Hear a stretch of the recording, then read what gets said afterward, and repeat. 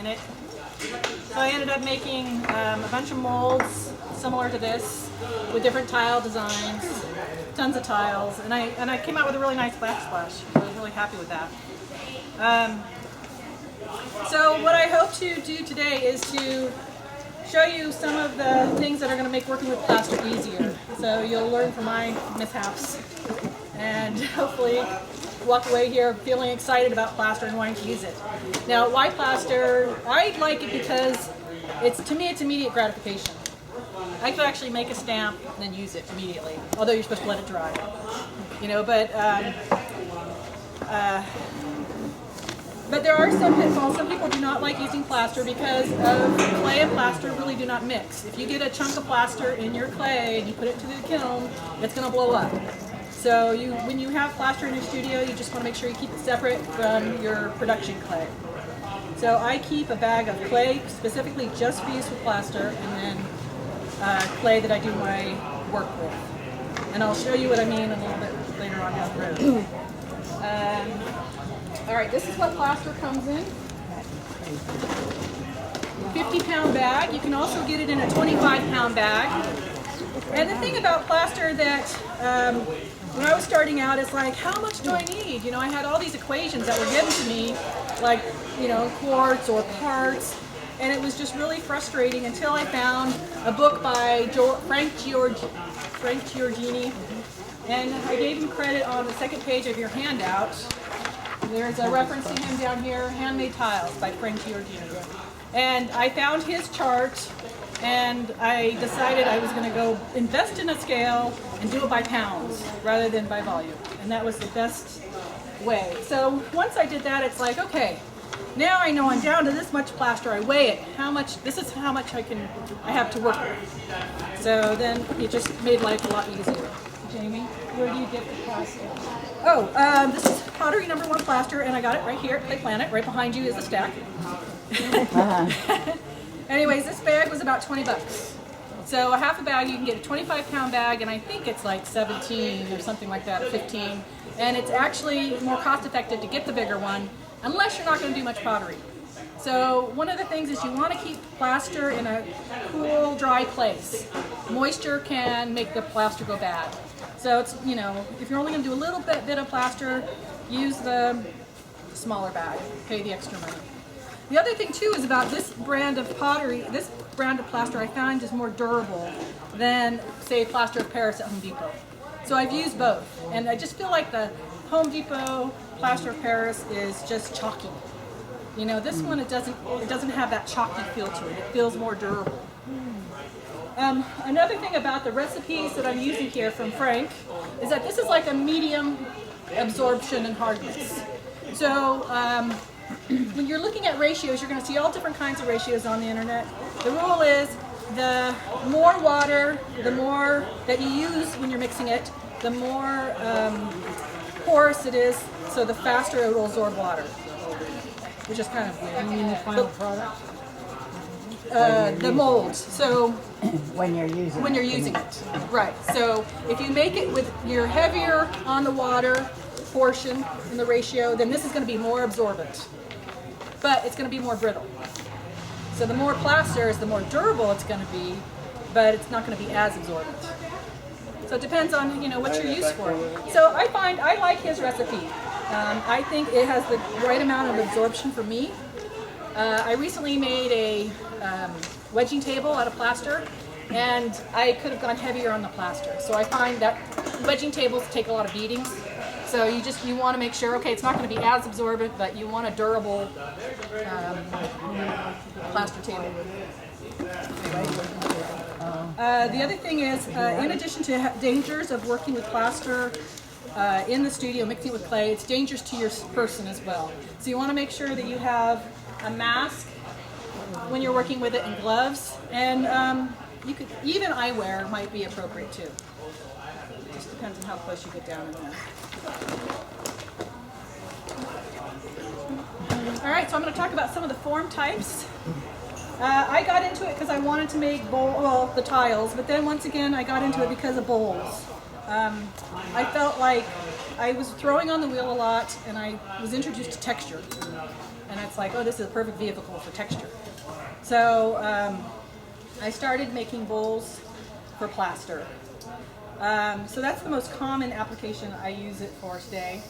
The other thing is unusual forms. What I call unusual forms are forms like this, where it's odd shaped, and I'll make something and then I can make a plate like this with texture on it.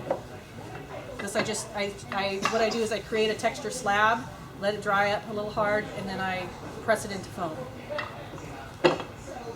And same with these other little miscellaneous forms here. The other forms that I use with plaster are something called coddles, and I gave you a recipe for coddles on your sheets. It's just wood in various lengths, and then you have the clips on the end, and I handmade these.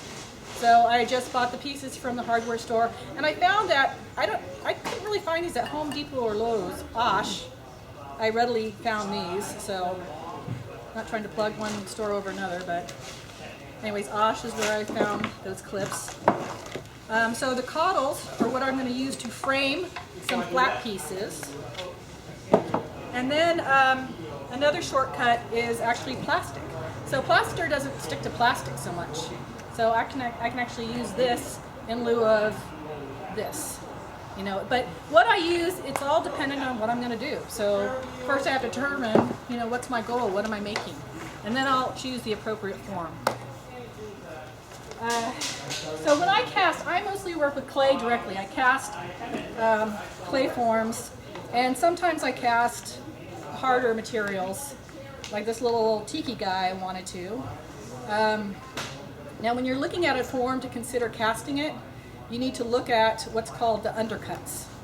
So if you look at this piece here, you'll see that his belly, it kind of goes in like that, and then around his toes it goes in, and around his nose and nostrils it goes in. So if I pour plaster on top of this and then I try to lift the plaster off, the plaster is going to get stuck in all these little places. So in preparing this form for plaster, I would actually take clay and shove it into what I call the undercuts, and then I would place it with plaster. In this case, I would probably put layer clay all around it too, and then put it in the coddles and then pour over it with a release agent on top. So we'll get into that, the coddles, in just a minute. The other reason plaster I like is I started using this form and slab a bit. I love these trays.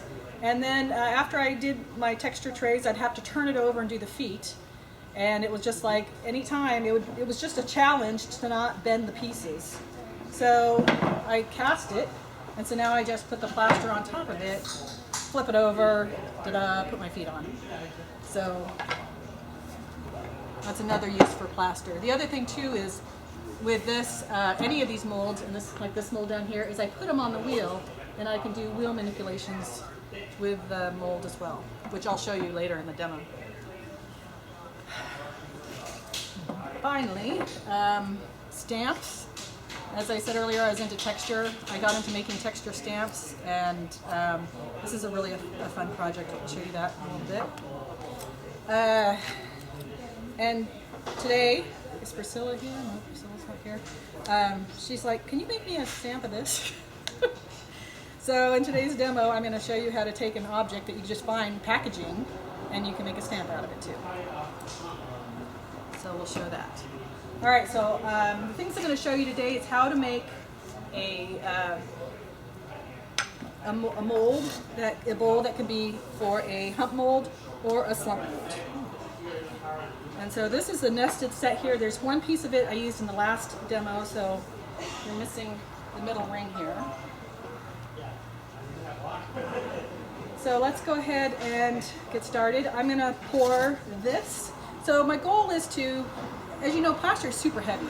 So my goal is to do as much of this bowl as possible at the lightest weight imaginable. So what I'm going to do is, to determine that, I need to determine the volume. So So I'm going to use water to figure out my volume. I'm going to pour water in halfway, and this is going to be my insert.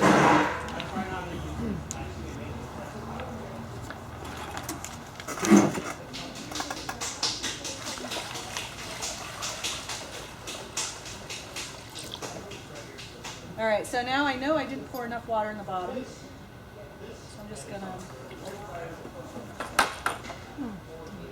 move that over and add more water. You want an extra hand?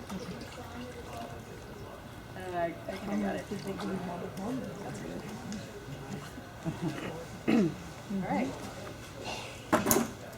All right, there's the recipe is in your handouts for determining the volume. So for your flat forms, like what I'm going to use for the coddle or that plastic, I'm just going to figure out width and length and depth. So that's like 5 times 5 times 1.5 for the plastic, for example. Now when you have the volume like this, the size is variable. It's like I need to figure out a different way of doing it. So I'm going to use the recipe that's down here, or the equation that's down here, which is pi times radius times height. And that'll give me the volume. So what I did is I filled the water in to my insert, and I also filled it into my bowl to the height that I want. So now what I'm going to do is I'm going to take out my insert. And now I need to measure, for my future reference, how much is in there down the side. And it's about 3 3/8.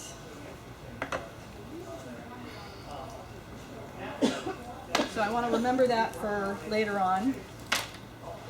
And now what I'm going to do is pour this into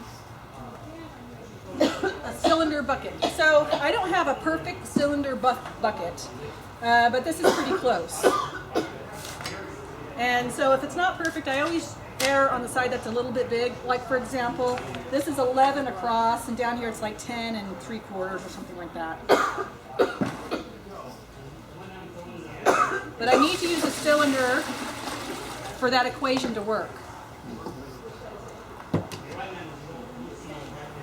So I poured it in there, and now I'm going to measure the depth. So that's 3 inches. So I'll get my calculator. This is the thing, if you want to be precise on the amount of plaster you use, you're going to have to do some equations. All right, so I have 3 inches. So I'm going to plug that into our calculation that's down here. So 3.14, 3.14 times radius, which I've conveniently written on my bucket because 5.69. thank you, because I don't want to have to remember it all the time. 5.69. The radius is the center point out to the edge? Yes. 5.69 times 3. All right, 304.98. So I'd say 305. So 305 cubic inches. So what I'm going to do here is I'm going to look on this mixing chart and see if there's already a 305 in cubic inches, which there is a 300, which is pretty close, not quite. In cases like this, where it's only a few inches off, I might opt to just use this. In cases where it's really off, I would actually do an equation to find the exact amount. So to do that, I'm going to pick the number that's closest to here, and then figure out the percentage, and then do an equation for that, just to get an exact amount. The thing is, you can't, with his, I wondered why you just couldn't say, okay, well, if it's, you can figure out per cubic inch, what's the percentage of water, what's the percentage of plaster. But the thing is, if you do the math on all these things, it's all over the place. It's less here, less percentage-wise, and then it gets bigger towards the bottom, which kind of makes sense. So I can't use the same multiplier. So in his equation, you're going to be using more plaster the bigger it is versus the littler it is, which, I mean, percentage-wise. So let's, I'm going to just do the equation that I would. I have the equation listed out here for the example. So I'm just going to take 300 or 308. What did I say? 305. So 305 divided by 300. So it's 1.1. That's not even, well, 1.16. So I'll say 1.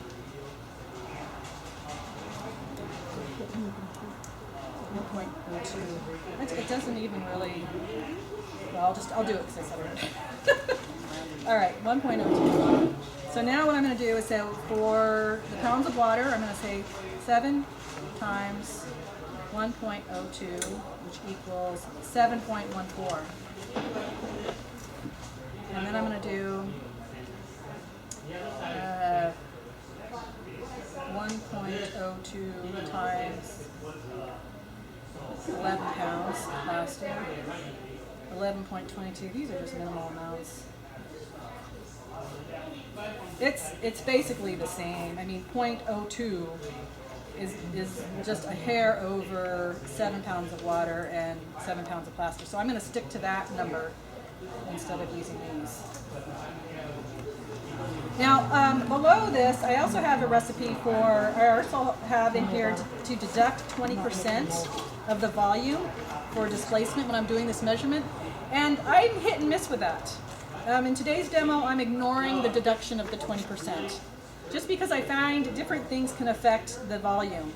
Water weighs more when it's colder than when it's warm. So there's all these factors that go into it.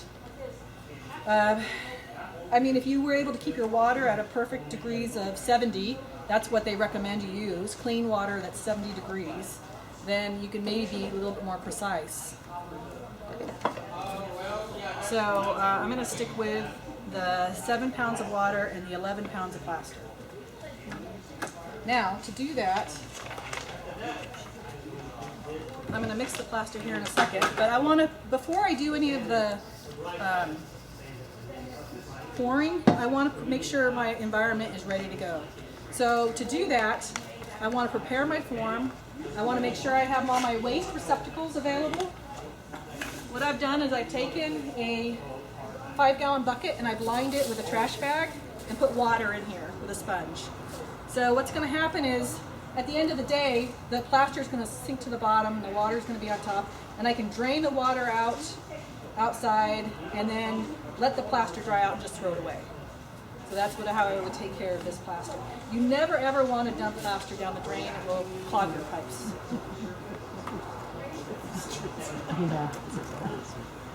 Alright, so I have my waste available. I've got my protection, my mask. Did you say that there's a sponge in the bottom of the bucket? Yeah. What, I didn't hear you say why. Oh, I use it for cleaning out my bowls when I'm done. Oh. That's helpful. It's just, it's nice. Plaster is so messy that, after I do everything, I always immediately clean it. It just makes cleanup much easier. I mean, if you don't, they're chipping away at stuff. So I got my waste ready. My form is almost ready. What's missing is a release agent. So my release agent is cooking spray. I've also used, Frank recommends in that book, dishwasher liquid. So I've used both. I prefer this, it's easier. But you didn't dry the bowl. I know. So you don't have to. No, I'm just doing one action. I didn't want to have to wipe it twice. Okay. So I sprayed it in there, and it leaves a nice little texture. I don't like that.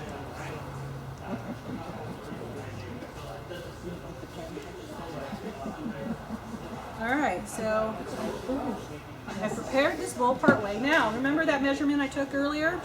3 3/8.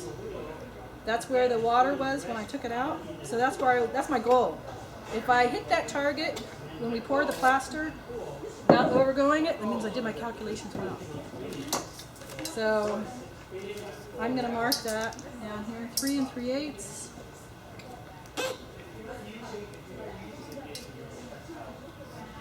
That's all it is. And I'm going to remove this after I pour the plaster. But that's my line. The bottom of this tape is my line where I'm going to pour to. All right, now I need to prepare this bowl. Now this is an interesting bowl in that this is the bottom here, and I don't particularly like this bottom. I don't want my inside piece to have just this rim in it. So I think before I do any more,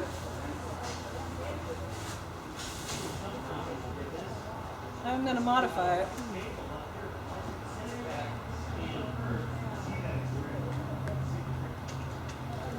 So now I won't have that rim.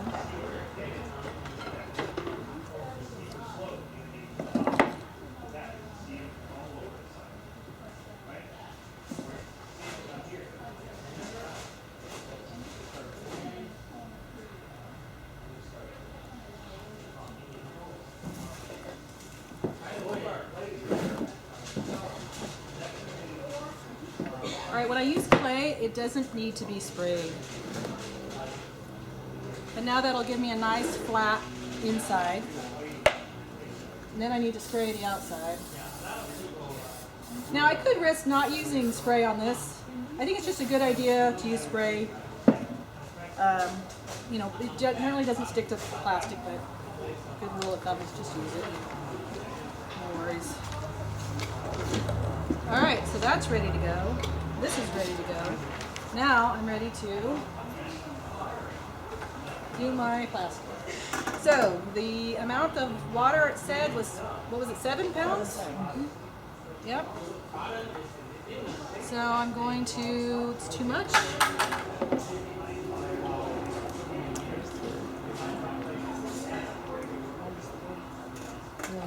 You didn't have to weigh the bucket first? I already weighed it. Oh, okay. I was going to actually bring that up when I do the next set of pours. But thank you for bringing it up now.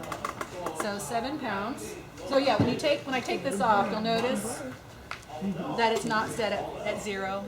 I've already taken that into account. All right, so now I have the right amount of water. And what I would normally do next is, you know, measure out the plaster.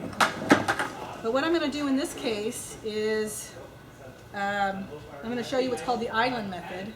Is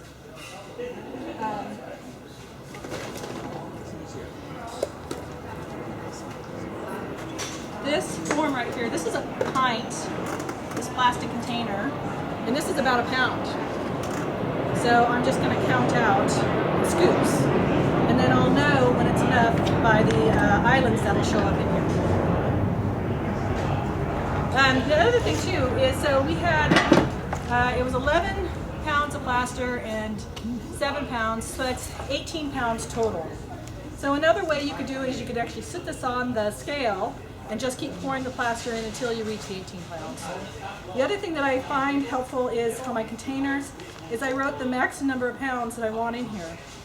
So that's water and, you know, I'd add water and plaster together. And if it's more than 28 pounds, I'm going to use a different container.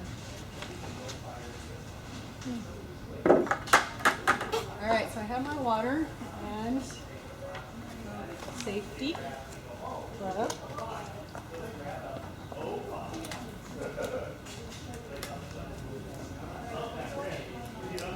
So 11 scoops.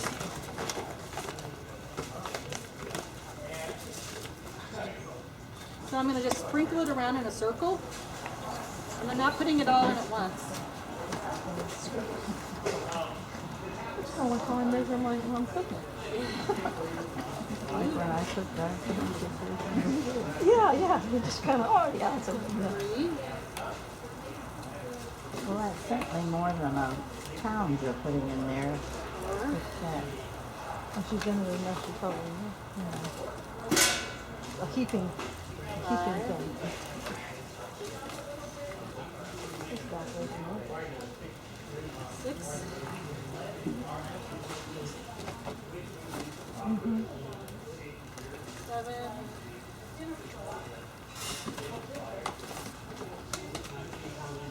8.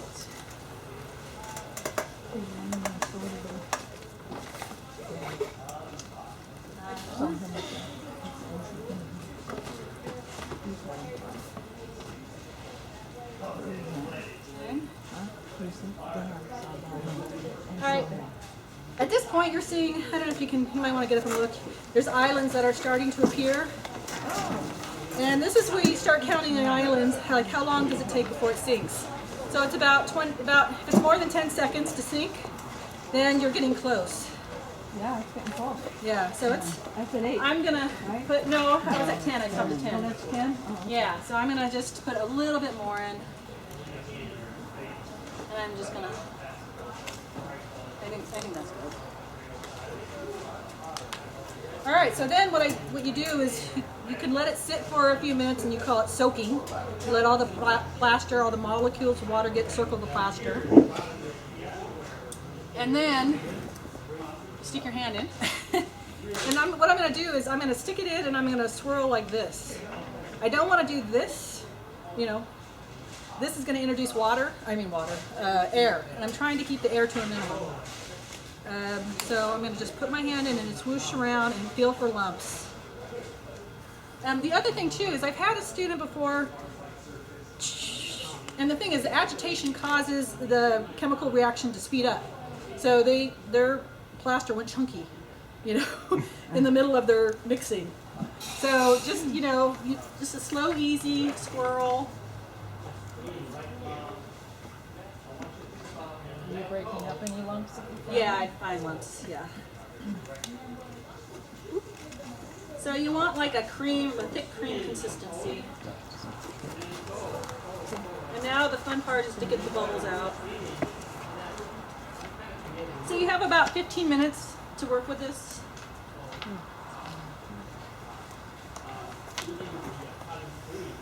All right, so I'm gonna let that. So you can see it's creamy like. I'm gonna rinse my hand out. You see now? All right, a couple people recommend doing that to get the bubbles out, like to make them all come to the top.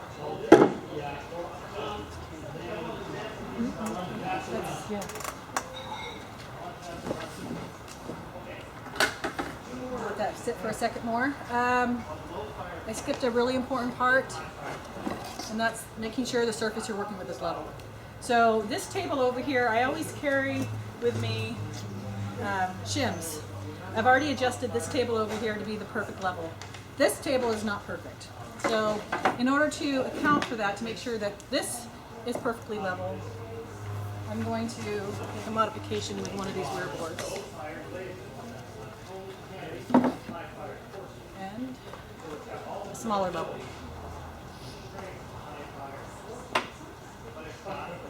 So I just need to put some under this side. So it doesn't really matter. Some forms it doesn't matter that you're level or not. Sorry, this is in the way.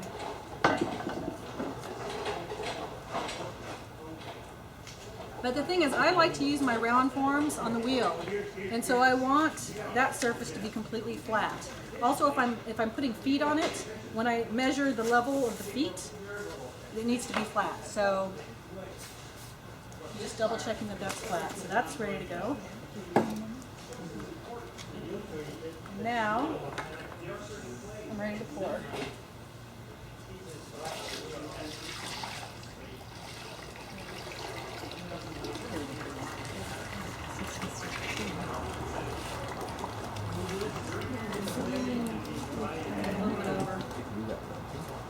Close.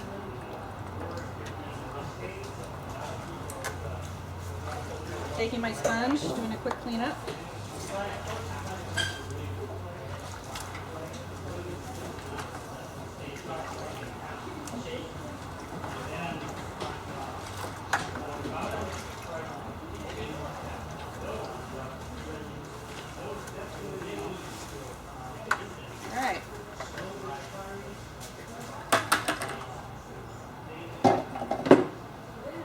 Alright, next step is to, before I insert the bowl, is to get the air bubbles out. And you do that with a stick. So if you want to come up and look at this, you can see all the air bubbles coming up. And I want to show you another trick. So you can either blow on them, and that pops them, What's really cool is rubbing alcohol, which is not in your list. You just spray it and they disappear. Wow. Isn't that cool? I love that. So, sit in there and then.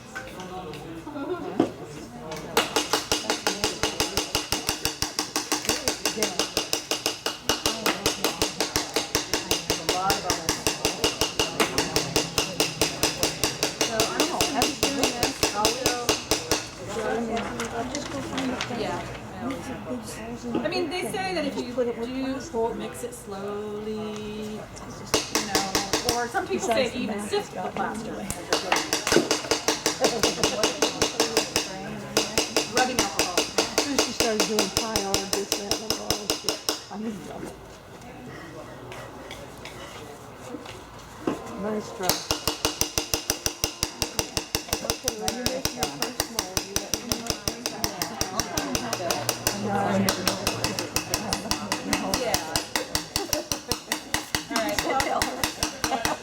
Another method I haven't tried yet is using a sander.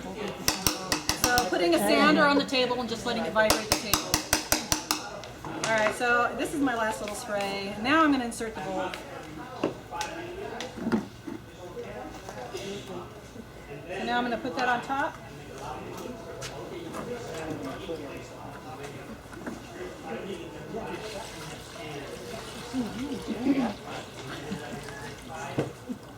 Now the same amount of water that I used before might not push it down enough just because you're going through a thicker consistency than before. So, what you may also want to consider is having additional weights handy. So in this case, I'm going to use some rocks to bring down the weight even more. Did you mark so you know how far down you want to go? Or? I knew that I wanted to go down about, so that the plaster raises to about 1/4 inch. I mean to a 1/2 inch from the top. The only thing about using rocks and stuff is that you have to make sure you kind of get it level. Otherwise it's going to be all lopsided. You just ever pour water in? Is that enough? Sometimes it is. I'm going to add more water. Because this isn't down enough.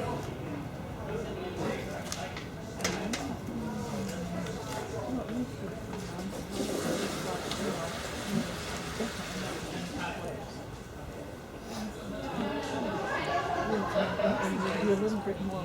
Yeah,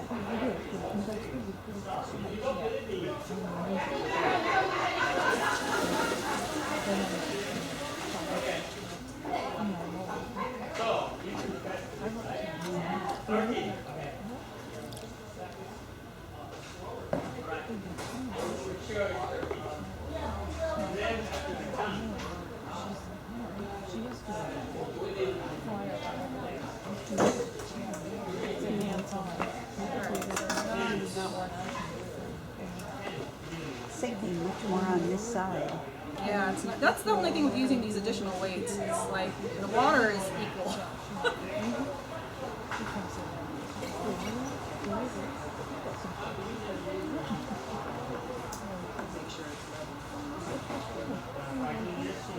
Jamie, Yeah? why not use just water? You know, why worry about the rocks and getting the weight evenly distributed? It's usually you can get by with just water, but I like if sometimes because you're not going from water into water anymore. You're going water into plaster, and plaster is thicker, so it takes more weight to push down. But I mean, water could be. Yeah. So, but if you filled up the red bowl with water all the way, that still might not be enough. Okay. It might be enough. I mean, I just wanted to show the example of adding Oh, extra only weight. this much left. Room. All right, I think. Does that look like it's Yeah, even? that looks better. All right, I'm just going to leave it then. All right, so what's going to happen now is this is going to heat up. This is going to take about 45 minutes to process. And it's going to start heating up. And it can get as hot. Well, I tried to find a temperature I could tell you, but they said it could cause third degree burns. Oh. So you don't want to do hands and feet when you're doing this. I pretty much cast everything out of clay. I have used kelp, and it cooked my kelp.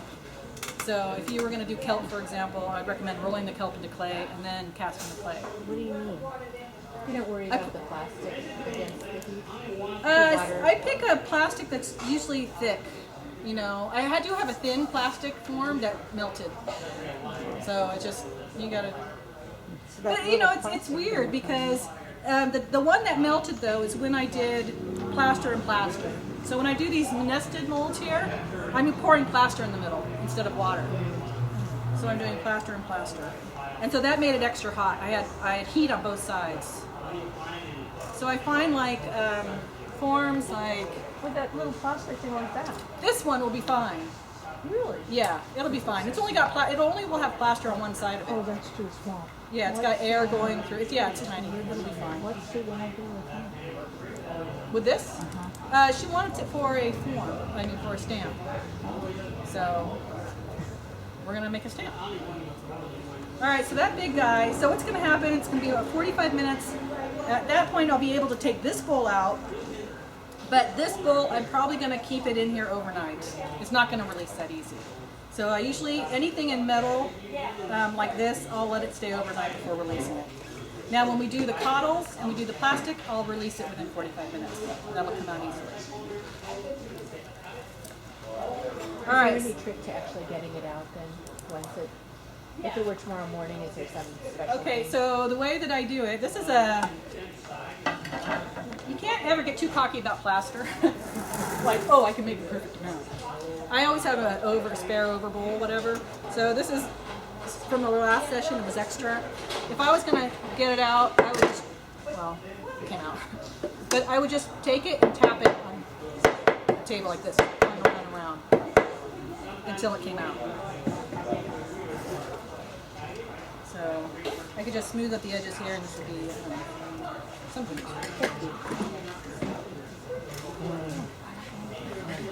All right, so now I'm going to show you the other forms, and that is using cottles and doing stamps. Now, yesterday I got a request to do this bowl. It's a really pretty design on it. Can you guys see that? So we're going to try it. What the heck? So the way that I'm going to capture this texture is Texture's on the outside also? yes. Actually, it's on the outside only. On the outside. Yeah. So what I'm going to do is I'm going to spray it.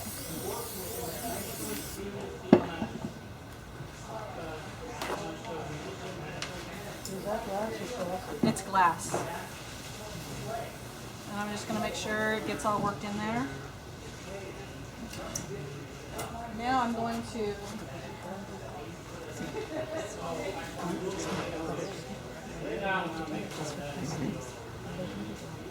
get this slab. Now before I put it over there, because I'm capturing texture, I want to make sure that this slab is smooth.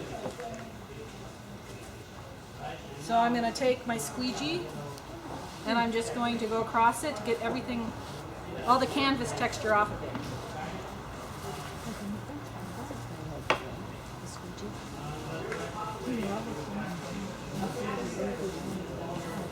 All right, that's pretty good.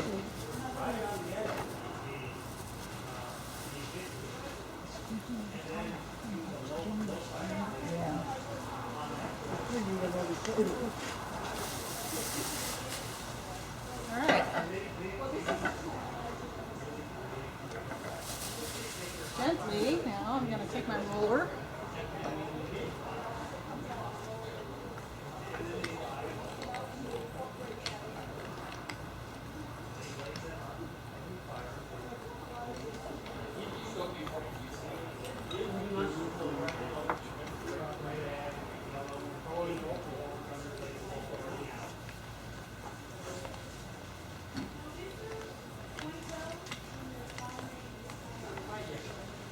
I guess I can peek at it with the edge.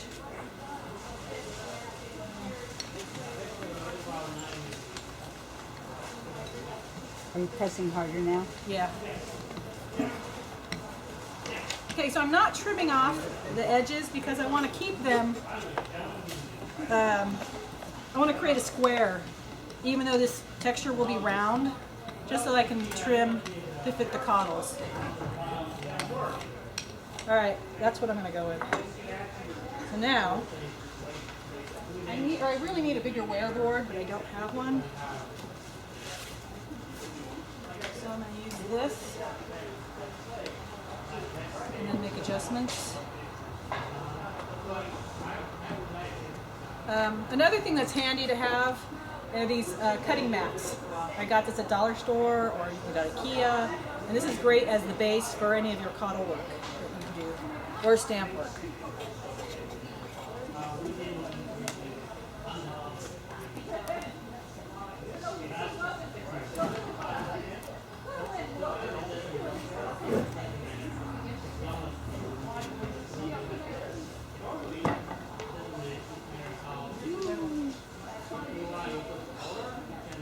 Almost good. I know this is it's a little bit, yeah. Oh, but the cool thing about it is that you can see it. So I'm right back in the part that's a little bit shy is in the middle. So let's see if this works.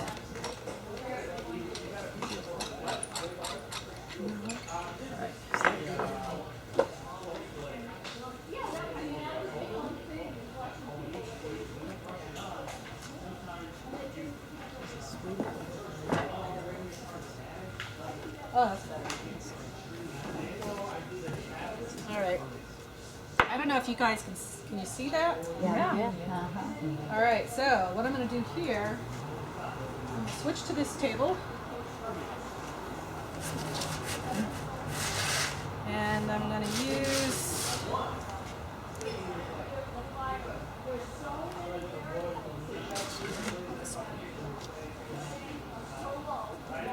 So I'm going to use this mat with this one. Obviously, these are going to be too small to use.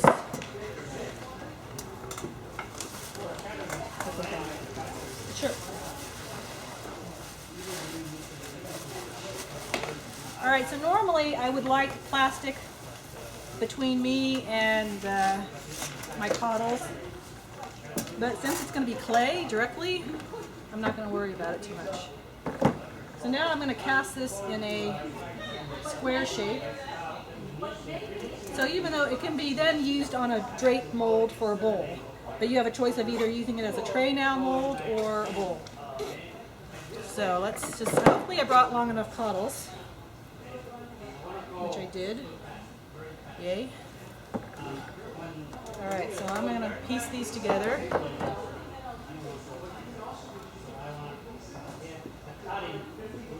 Hopefully. Now, why aren't you just cutting out the circle and maybe laying it in a bowl or?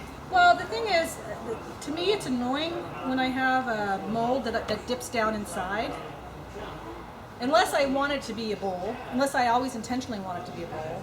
But if I figure if I leave it flat, it can either be a bowl or a tray. I see, when you go to use it later. Yeah. Okay.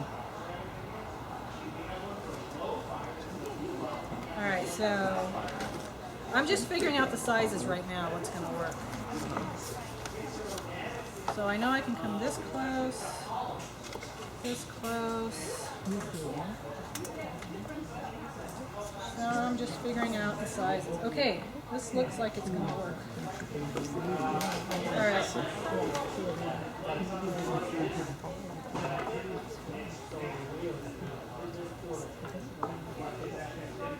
So does it become like one big stamp? Is that what Yeah. you're doing?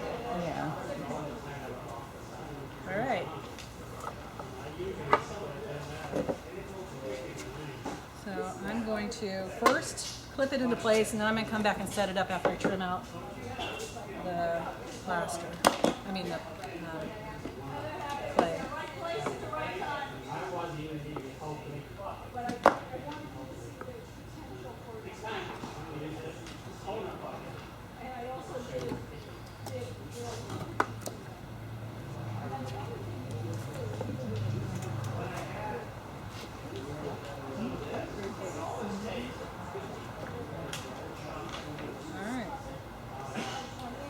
now I have a solid form here that I'm going to place around this. And what I'm going to do now is cut it out.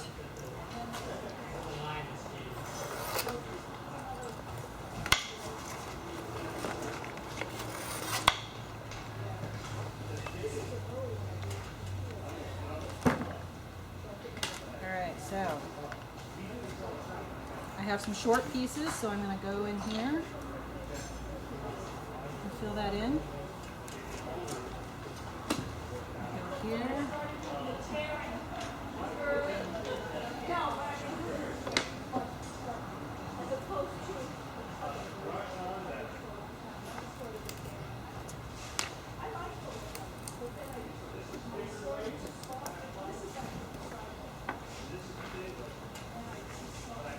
All right, these pieces that I'm putting on the corner, I don't know if you can see that or not, are not going to be perfectly smooth, but when we take it out of the mold, I can show you how to smooth them up.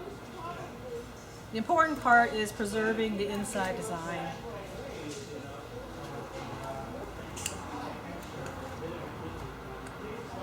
Oops, missed one.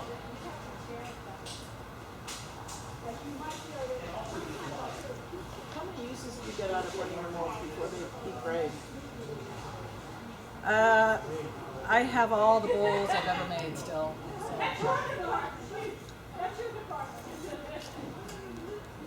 I mean, unless you take away human error, where I drop something on it, you know. But I've had mold. I saw molds made 5 years ago, so. But then again, I'm not using the molds every day either, though. So. Can you patch molds? Like if you have a wedging table that has a little. It's tricky because the plaster absorbs so quickly, but you can make up a slurry that's really thick, and then shove it in there. But then it's gonna pull apart and crack, and then you got to do it again, or you could saturate it with a lot of water, and then fill the crack. I mean, there's different approaches. All right, so now I've trimmed it. So now this form should fit perfectly in here. Not. Guess it's not perfectly square.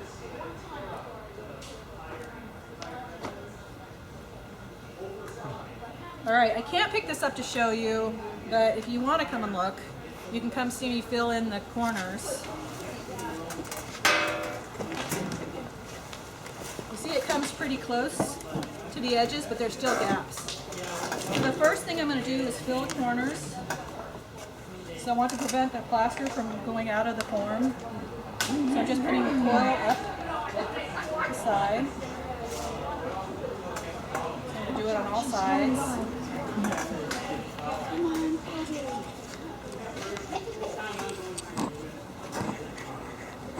And I need to put it up as high as the plaster is going to go. I'm kind of overkill right now. Okay, so that's the corner joints. Now I need to go along the sides and fill those in, yeah.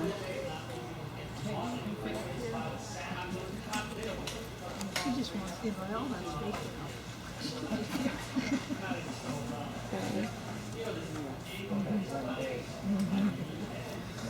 Novelty winners.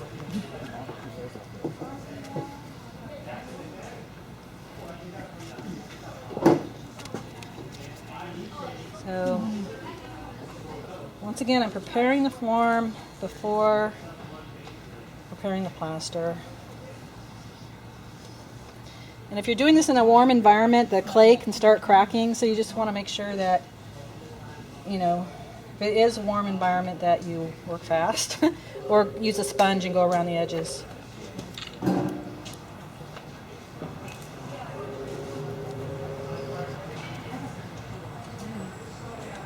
I've had mistakes before where I didn't seal properly and it just pours out over the table on the floor. Yeah, nice. But I'll tell you, the fix for that is to take more plaster and put it clay and just do it on the outside when it's happening, even though it's a mess. Plug. Have some pre-made coils. Yeah. It's ready. Yeah, that's not a bad idea.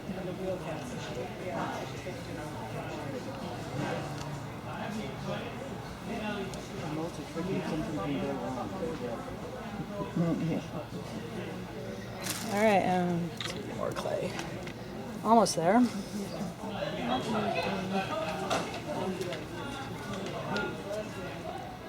Are those a special kind of L bracket that you're using? Yeah, they're, I think, press clips. Dress clothes. Yeah, I think I wrote them on there in the materials. And I can't find them at Home Depot. It's Osh is where I find them, so. What you use for jump starting the car. Except there's no rubber. Oh, yeah. Except you don't have rubber on the ends. Cabinet makers use Yeah. those things, yeah. All right, almost there. All right. I notice in the mold here, you've got some air bubbles now. Would you care about those? You guys like have to If I was trying to sell it, yes, I don't care about it. Yeah, you have in the past. Anyways, if I wasn't, I would make a slurry up and do what you're saying. yeah, just put it in there.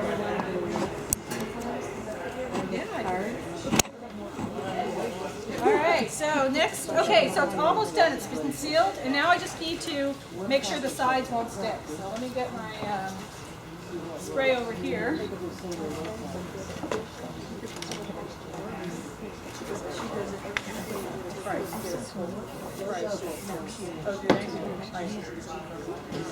And I don't need to put the spray on clay because it will not stick. All right, so now we're ready to go. We just need to measure and do our calculations.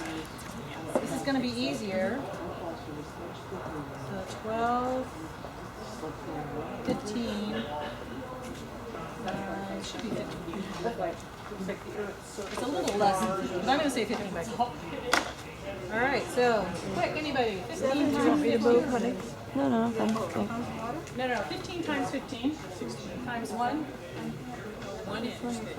Yeah, we're gonna just do 1 inch thick. Well, let's see. Okay, here's another thing. It's like we're gonna have to see how much plaster this is. We might have to make it thinner to accommodate, because I think I have half a bag left, but we'll figure out how much. So what would be the minimum thickness that you would do something? 1 inch. But then it's more fragile. 1.5 inches is safe. So 15 times 15 equals 225.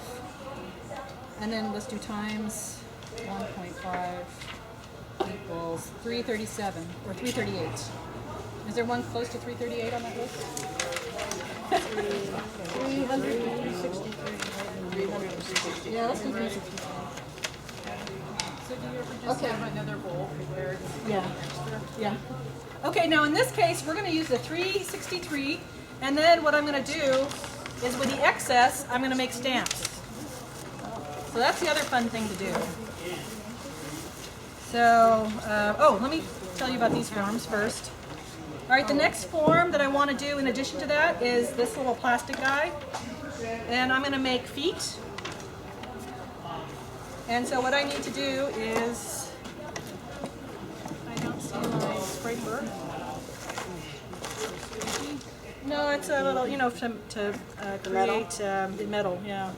Maybe I put it under here. You know what, I'll use my, so I'm going to slip and score. And get some water.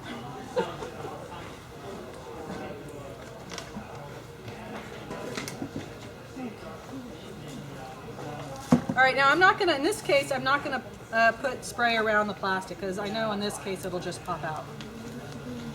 So now I'm scoring feet. So I got tired. I do have a single mold over there for a single foot, but why do one when you can do 3? So you're just sticking those down so they don't move. right, I don't want them floating up or moving around. So I'm doing a score.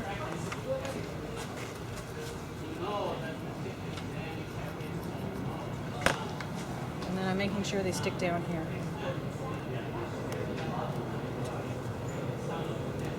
All right. Okay, that's good.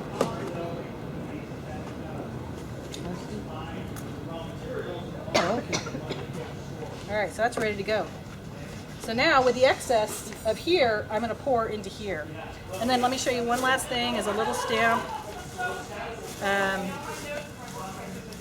These are the stamps from the last session, which I'll pull open when we're done here. And I'm just going to do this little indentation. It'll make sense when you see the other stamp. So the way I'm going to pour that one is I'm going to build a wall around it.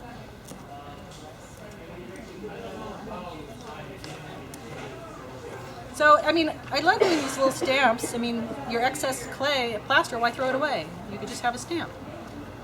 Why not have stamps? And some of the best stamps I have are just by doing stuff on the fly. All right, now what you need to do after you do this is that you need to turn it upside down and just make sure that you cover the seams.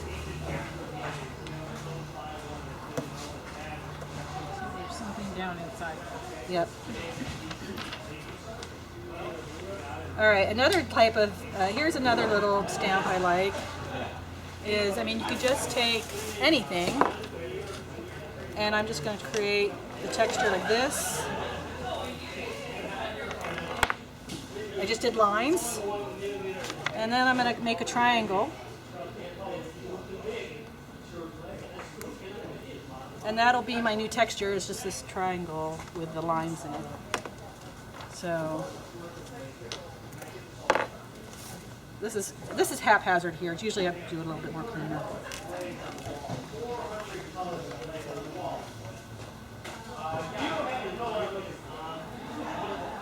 So now I'll have a nice little triangle stamp after I finish pouring.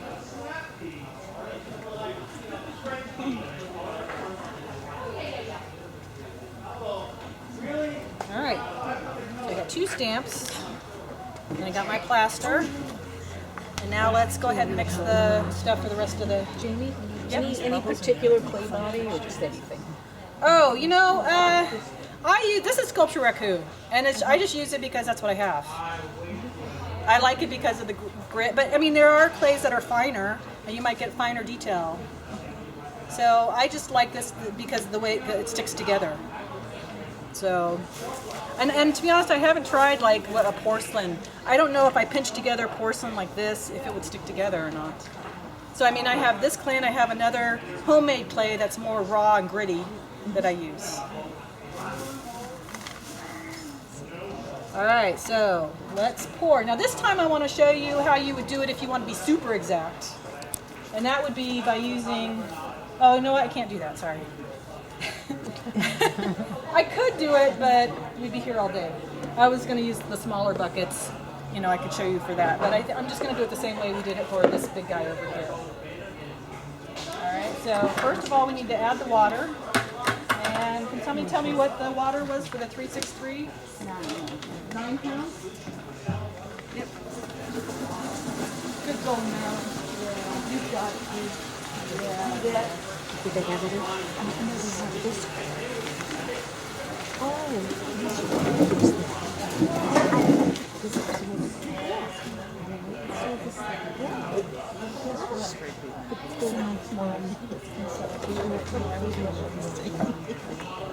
All right. Oh, pretty good. I'm surprised you even take this picture.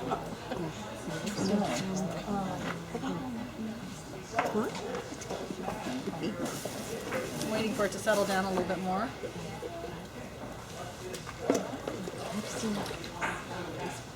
All right, so it's 9.5. I need to take half out.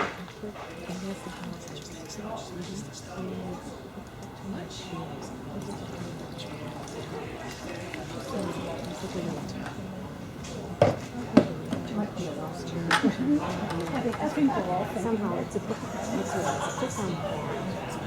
All right, so now I'm going to add the plaster again. So it was 9 pounds water and 13.5 pounds plaster. So I'm going to get my mask and my glove.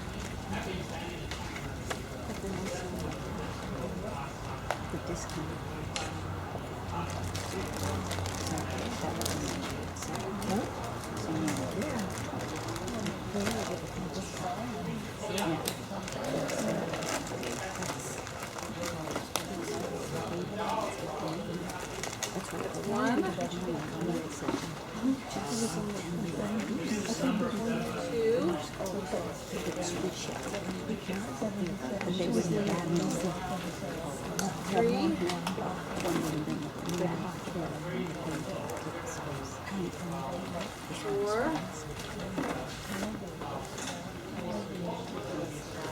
5.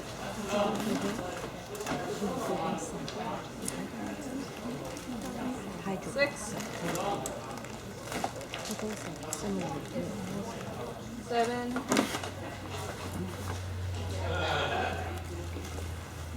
8.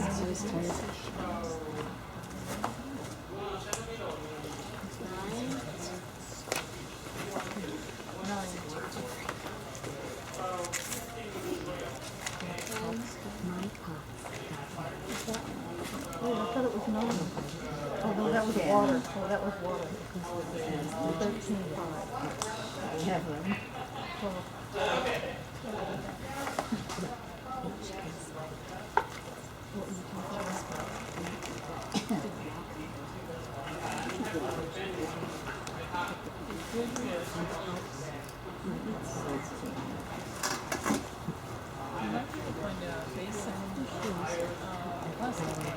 13 and a half, right?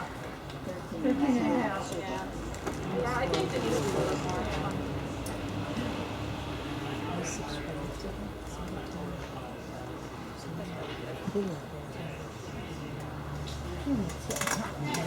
Yeah, over there we were a perfect place. Over here, there's nothing. There's nothing.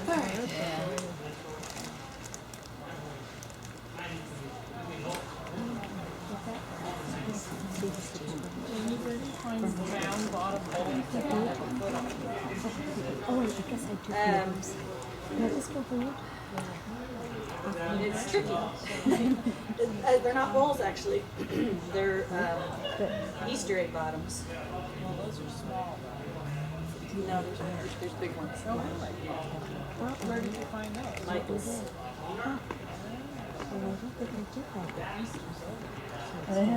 They might be half price. Which last week they were 70% off.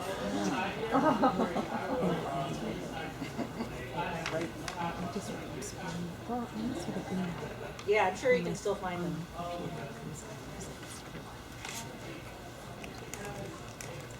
I already told you where you found the round bottom bowls, right? The Luckies. Did I tell you that? No. All right. The big metal one, you mean? No, the big metal bowl came from IKEA. Oh.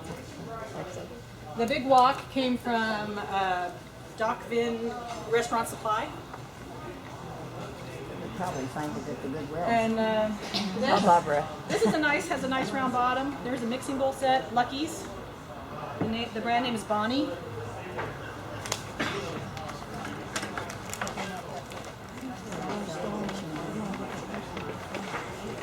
All right, so I'm going to pour the big one last. I want to make sure I'm going to do the stamps first. So I'm just going to scoop some of this plaster out and pour. You don't have to get the bubbles out. Yeah, you do. But I'm going to... You can't do five with anything. Yeah. Too many people watching.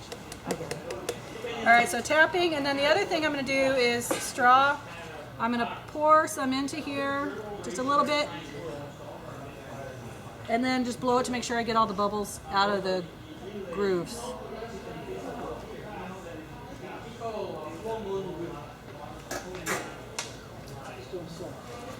All right, I got those done. Now I'm going to slowly pour into here.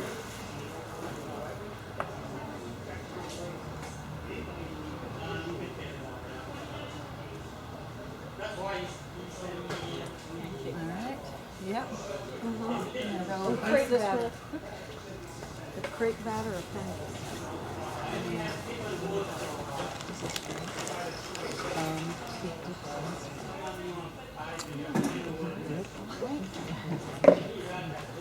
Alright, now I'm going to pour the big guy. Are you careful when you pour this that it won't, do something to your texture? Yeah, I mean, I'm going to pour from a corner and then let it spread slowly across the texture. I mean, I could stop and then do the straw thing and blow on it too. But, oh, okay, I went too fast. So I think what I'll do is I'll just put a small layer on it. And then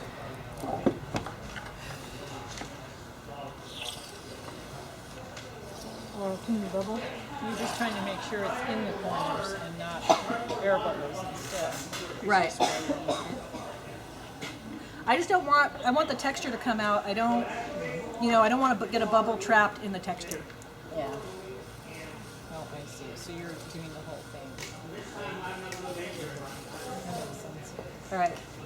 Now I'm just going to pour the rest in. There's a big bubble there. Yeah, I'll get it when it's. You've got your bucket left on the texture.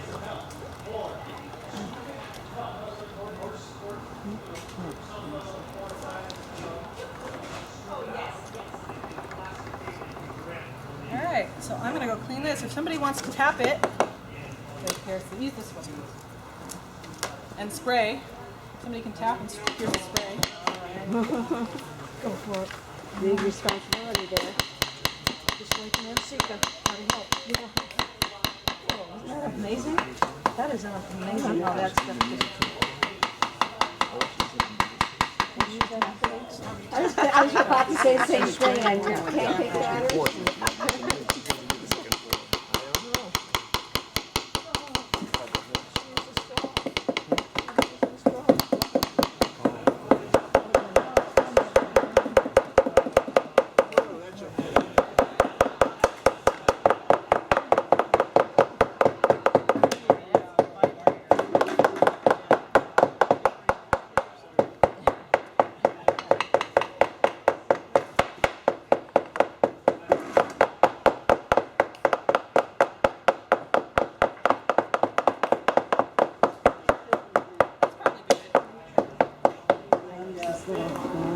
Cool, thank you.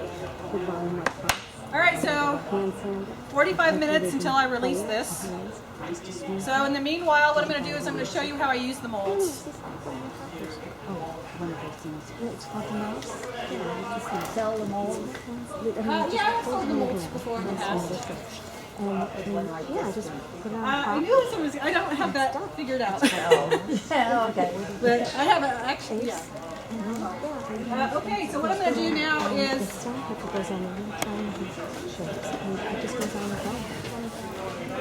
I prepared a slab already.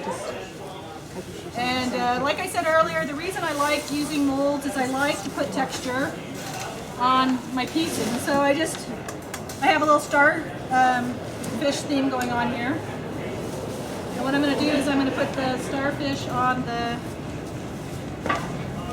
mold I have there. Carefully.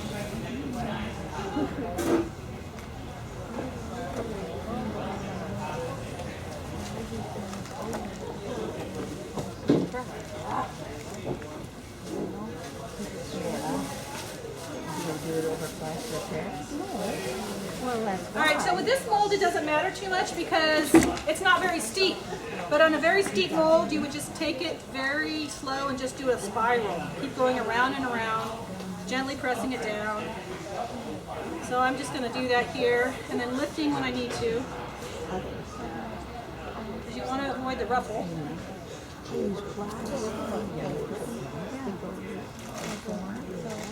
And then, once you're past the ruffle, you proceed to the crutch. Are the starfish on both sides? Yeah. Yes. Yeah. Yeah, this block is a 28-inch block. It's this big. It's huge. That's the other thing too. It's like I'm limited in some of the pourings because I need two. You know, it's like when you get to 50-pound molds, you need somebody to help, push it over for you. So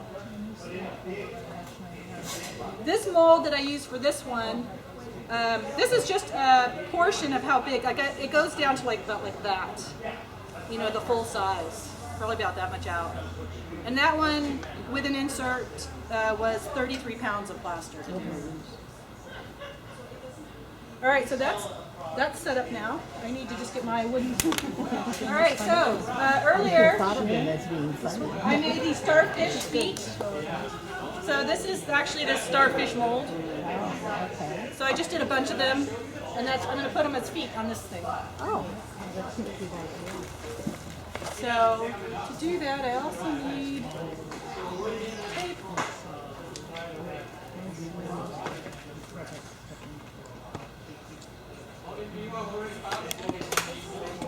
All right, I already centered this on the wheel. Hopefully it's centered. And so now what I'm going to do is trim it. Now when you're working with plaster, you don't want to use a needle tool. It carves too much into it. You want to use wood.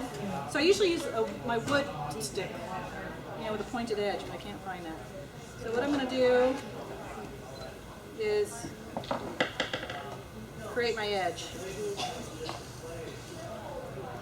So I'd either use plastic or I'd use this, wood. This is just a chalk stick that I had sharpened.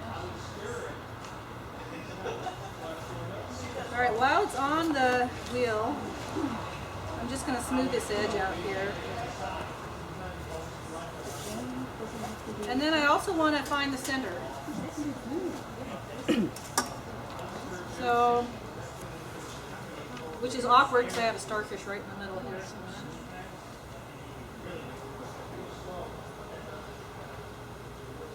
Okay, there's the center. Now what I'm going to do is I cut this triangle out.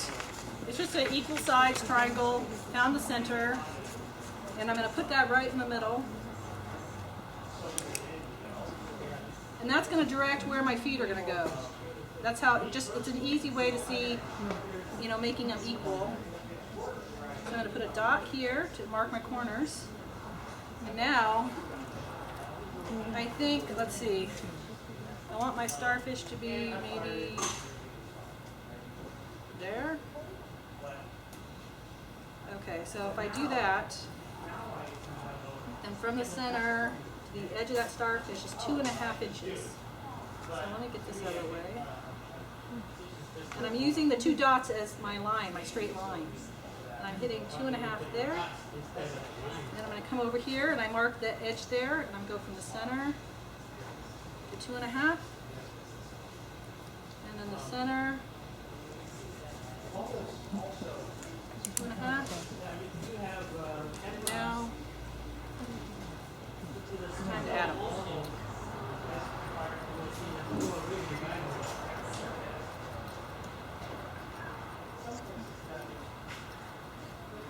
I have a scoring group around here somewhere. She's here. We have everything around here somewhere. Yeah, exactly. It kind of turned into a crocheting. Well, walk on. Alright. Alright, what I really should have done is put the starfish down and then went around it. I'll just do that. Put that down.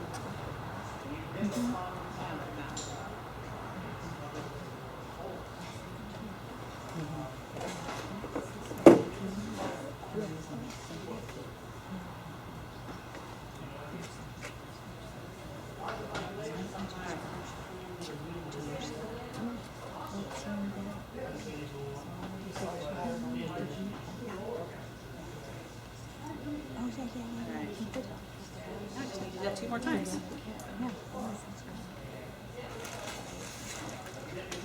Typically, how long would that take to set up? With these bigger molds, it's I really fight against any kind of warping. So I would prefer to keep it on here as much as possible. And what's great about this one is that it shrinks evenly up, and so it's not ever going to crack. So I love this mold. Yeah. That mold that I have in the last class, it's over there. It's really steep, and I have to check it every couple hours. Like it could go off in 2 hours, or if it's cold, winter day, it could be till next day. It all just depends on temperature. But to take this one off, I would never take it off. I would never lift it off. I'd probably put a board underneath it, flop it over, take the mold off on top. And then the other thing too is I would dry this upside down. So after I take it off the mold, then I would put paper down or plastic on the bat and then flop it back onto the bat and dry it face down.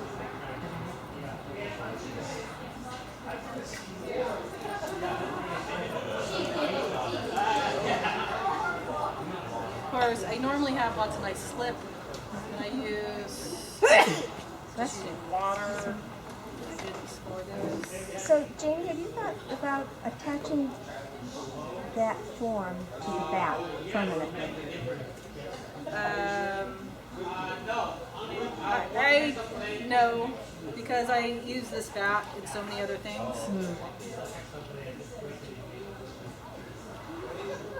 Like what?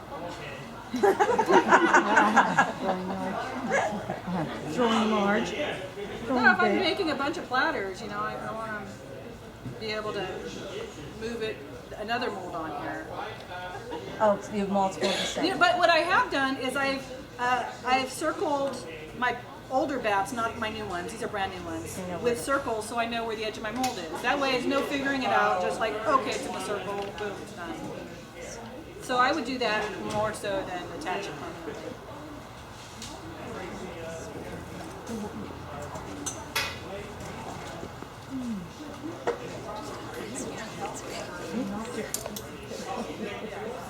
Does anybody have the time? I just want to turn off the light. 2:18. Oh, we're getting close. Yeah. All right, let me, We have 45 minutes for that one to set up.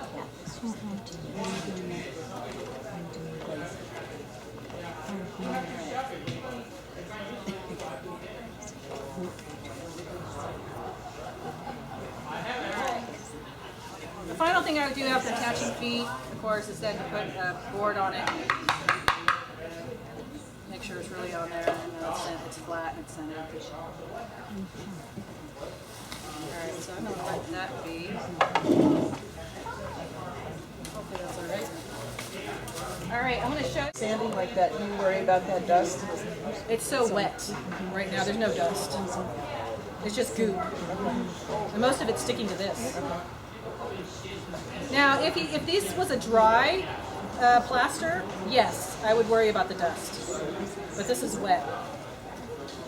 So, I mean, I would encourage you when you're done here, or when we're done here, is to come up and fill the wet plaster versus the dry plaster. And you can have an idea.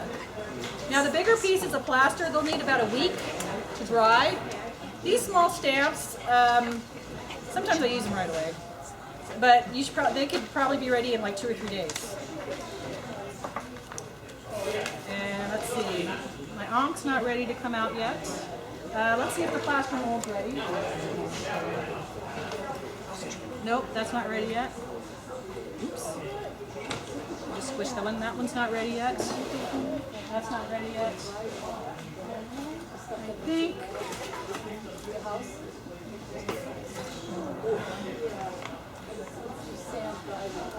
All right, so this bowl right here, I'm going to try to take out the middle bowl. First, I'm going to get rid of the excess water. It's really warm right now. If you were to put your hands on this, you would feel the heat of the plaster. It's pretty hot, actually.